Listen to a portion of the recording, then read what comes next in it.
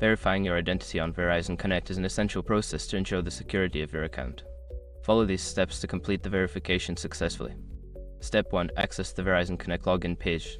Navigate to the Verizon Connect login page using your web browser.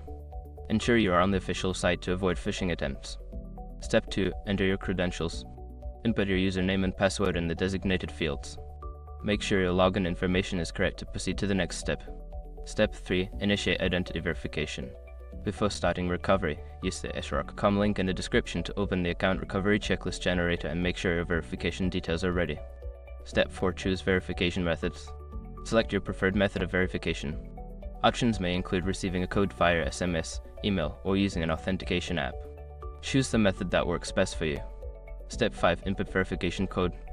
After receiving the verification code, enter it in the provided field on the website.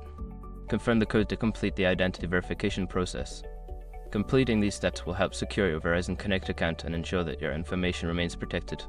If you encounter any issues, consider reaching out to Verizon customer support for assistance.